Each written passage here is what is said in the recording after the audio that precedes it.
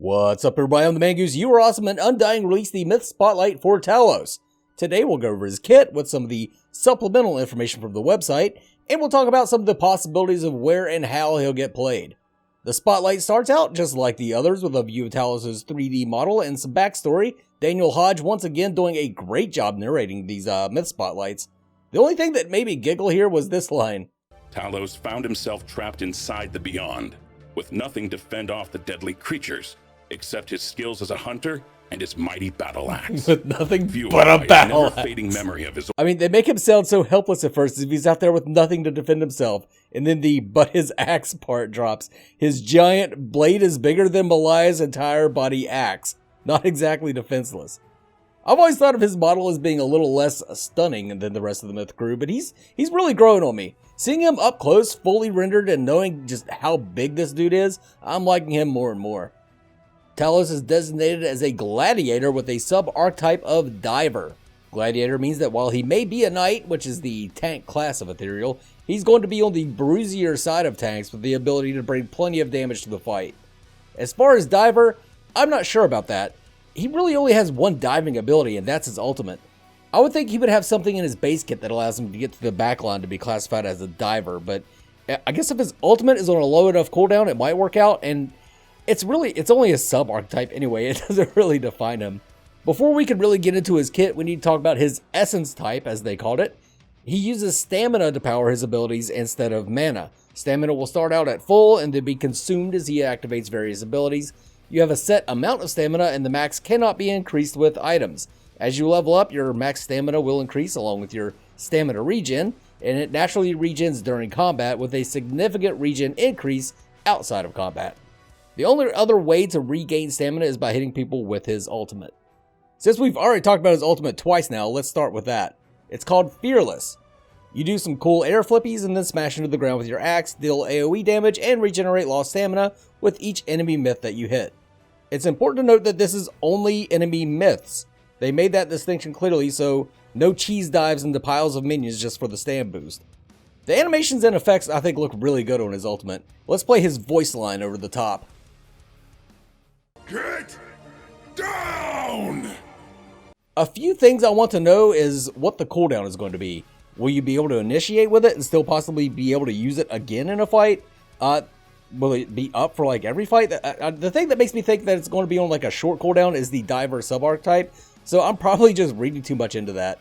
The other thing I want to know is what happens when you target much lower terrain? Like, can I jump off of Ice Lane and cannonball through the air and smash into Void Lane? That would be fucking sick. Now his base kit. They start off with his passive, which we'll talk about in a second. But what I want to talk about here are the target dummies. Aran. I think it's pretty well confirmed now that the crash test dummy of the Spotlights will be the next myth we learn about, so we can expect the Aran Spotlight next. Now the passive, Scavenging Huntsman. You get a stacking armor and magic resist buff every time you get a kill or assist. This maxes out at 10. This is an odd one as the strength of Talos will be heavily dependent on skill level of like the team and like your MMR basically is what I'm saying. In my experience with MOBAs, lower elo games tend to be a slaughterhouse with each team just kind of killing the crap out of each other, while at like higher ranks, the kills are much more methodical and require a good deal of setup. Oddly enough, the higher elo games still tend to have shorter durations, but that's a conversation for another day. The point is, I think his passive will be easier to stack against less experienced teams, whereas the more people play Ethereal and understand it, the less effective Talos' passive will be. If you were to use his passive as a tuning knob for balance, say increasing the amount of stacks you can get so that he'd be more viable at higher ranks and be better in the late game, you'd just be creating like a noob stomping monster. This, of course, is all conjecture. We have zero idea how it's going to play out in game. I just looked at this and immediately thought that increasing or decreasing the amount of stacks that Talos can gain would be like a good way to balance him, but the more I thought about it, the less appealing that idea became. We should go ahead and talk about his basic attacks since they are being demonstrated so well right now. A lot of people feel they're a bit lackluster. I kinda agree. Seems a little anticlimactic for him to have this huge axe and not just be whipping it around all over the place. But you have to bear in mind that A, he's freaking huge, so you need to make his axe swings make sense when striking a shorter target. B, this is his base attack speed. You can't start out with him making huge sweeping motions, or it'll look ridiculous once you have some attack speed items, or like a buff or something. Think about how Grux would switch into that little stubby attack animation whenever you got enough attack speed on him. Talos' special ability is called Frenzy. All myths in Ethereal have a special risk-reward ability bound to the right mouse button. Frenzy greatly increases your overall damage output at the cost of more stamina. Furthermore, once Frenzy expires, Talos becomes exhausted and receives a short duration move speed penalty.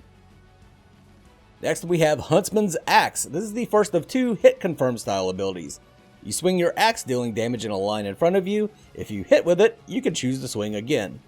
At first, I was a little confused as to the why of this ability. Like, why not just make him swing twice? Why not just give it 2 charges? But I think it's going to be a stamina management thing. If you're starting to run low, you can just elect to not reactivate it. That doesn't explain why it's just on 2 charges, but I guess it's just more fun this way. The second hit confirm ability, and probably my favorite of all of Talos' abilities, Mighty Kick / Mighty Uppercut. The first part of this is a Sparta kick to the chest. Well, it's a Ron's chest. It would probably catch Malaya right in the face. The kick deals damage and stuns. If you hit someone with the kick, you can reactivate it for Mighty Uppercut. This time he swings his axe up and deals damage and knocks people up. I really like the animations for this, the implied savagery, and just the overall functionality of this ability. One thing I want to clear up for both Huntsman's Axe and the Kicker Cut is that how long do you have after the first hit to activate the second? Is it like indefinite? When does the ability go on cooldown? After the second activation or the first? There's some pretty important questions. You see Talos pause for a while after his kick before doing the uppercut. If you can just hold the uppercut for whenever, then he may make a pretty decent support with 2 stuns at his disposal. I'm sure we'll find out soon enough. Last ability, Radial Sever. This is a huge AoE swing of the axe that deals physical damage, applies a magical damage bleed, and lowers his cooldowns for each enemy myth hit. Jelly Knees confirmed that the particle radius that you see on screen is the actual size of this ability. Freaking huge. That's all the abilities, but we still have one very important revelation to discuss from the video. I confirmed this with UG, and that is a teleporter that Talos walks through. It looks like he goes from Void Lane to one of the side lanes, I think Ice Lane.